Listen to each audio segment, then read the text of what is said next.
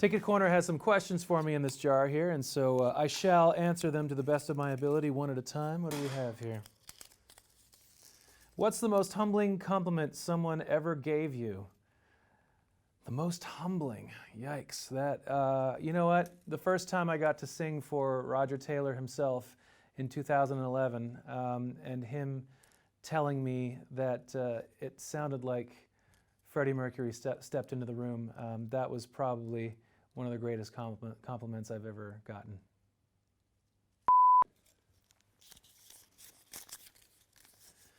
Do you have any rituals before the show? How do you get into the Freddie zone?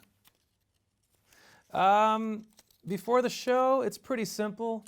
I warm up my voice a little bit. Sometimes I don't warm up my voice, which is not a good idea. But sometimes I feel good. Sometimes I feel like I need more of a warm-up. I spend time with the band. We do a sound check, and generally we have a meal, as people do at that time of the day. And yeah, then I kind of take a half an hour to be by myself, to think through the show, to get dressed, make sure everything's looking good, and if there are any new things to think about, to change for the show, then that's when we go over that. But it's pretty simple, honestly.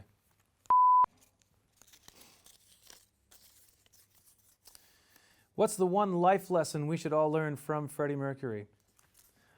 Well, the thing that I learned from Freddie Mercury as a singer, as an artist, is to make the best of the time that you have.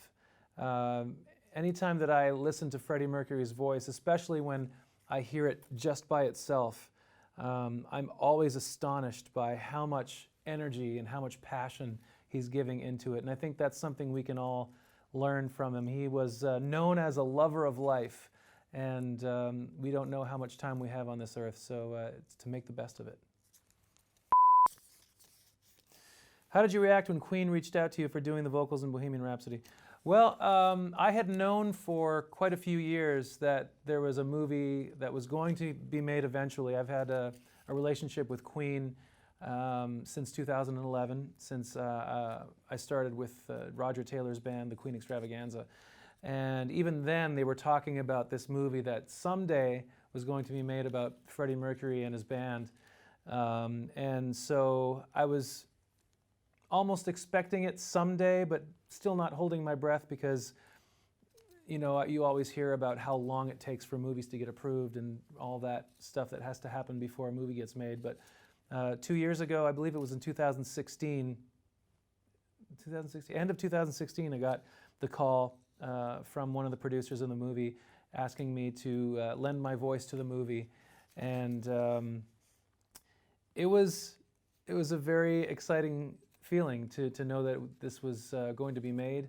And obviously I was hugely honored to be considered to be a part of this momentous occasion, creating a movie around the life of someone that is so enigmatic, and a band that is so beloved all over the world. We knew that this was going to be an important movie, and so it was a huge honor. What can we expect from the One Vision of Queen show? Well, I think when a lot of people think of a tribute show, they think about people dressing up and pretending that, or acting like they are the people whose music they're playing. That's great. There's a lot of people who do that really well. That's not what we do. We are fans of Queen like you, and we are ourselves on stage. I'm always Marc Martel when I'm performing the music of Queen. And I think that's an interesting thing, because it gives us a different perspective. We can do things that maybe a dress-up tribute band wouldn't do. We're not trying to replicate an iconic show like Wembley or anything like that. I'm not dressing up in a yellow jacket or wearing a mustache or anything like that. I am Marc Martel, sort of giving my vision of how Queen has affected me, and hopefully that's something that people who come to the show can relate to, and we're all fans of the band in the room just celebrating this incredible music, and also allows us to do things like play a song that maybe is not a Queen song in the style of Queen, so we have a lot of fun with it. What do we got here? Next on the list, how do you stay sane and fit on a long tour like One Vision of Queen? That's an excellent question, and a big part of my life, something that I think about every day. How do you stay sane, keep your head straight? How do you stay healthy? Long hours on the road can lead to, well, it's all about every day. You're making good decisions, you know. And for me, this music is very challenging to sing, especially because I'm singing someone else's music and people are coming to the show expecting that they're going to hear that performed very well, performed the way that they know it and love it. And so I'm not avoiding high notes. I'm singing all the high notes every day. And what's very important to me is enough sleep, enough water, not drinking too much. And if I can do that, I'm in pretty good shape. And you know, sometimes I like having my wife comes on the road sometimes, and that's another level of keeping me sane. And also my manager. I've got a great team around me. The bandmates, we're all really good friends, and we get along really well. And so lots of factors. But yeah, the One Vision of Queen tour is 6 weeks long, which is a little longer than I'm used to being on the road. But we got a good system in place to make that work. So exciting. What's the best career advice somebody ever gave to you? Stop saying no to work. That was really good advice. A working musician is a happy musician. Am I right? What's your favorite Queen song to perform live and why? Besides Bohemian Rhapsody, because it's kind of hard to say anything other than Bohemian Rhapsody, but I also love performing under pressure because I get to share the lead vocals with someone else in the band, and it's a very great sense of camaraderie. I also love performing Love of My Life. I get to do that just by myself on the piano, and it's always such a wonderful moment. What's the hardest Queen song to perform live and why? I would have to give that award to The Show Must Go On. If I feel like I've performed The Show Must Go On well in an evening, generally that means it's been a really good show, which is most of the time, honestly.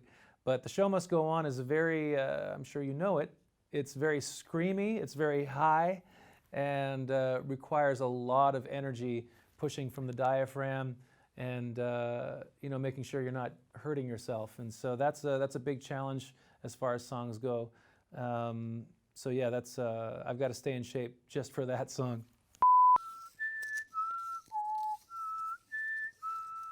That's a North American reference. If you could ask Freddie Mercury one last question, what would it be? I don't know. Honestly, I've thought about this before, and this is not the first time I've had this question. But every time I try to think of what question I would ask him, it feels like to me, it feels a bit of like a selfish thing, like a self-serving thing. Like, what can I get out of you if I have just one moment with you? You know, and I think I'd much rather spend time having coffee or just getting to know someone. And I don't know, maybe the first question would be, how are you doing? And yeah, that's how I'm going to answer that one. Are there any other famous singers you can mimic? Can you show us? Ooh, that second part of the question. That's embarrassing. I grew up not taking voice lessons and decided to make my living as a singer.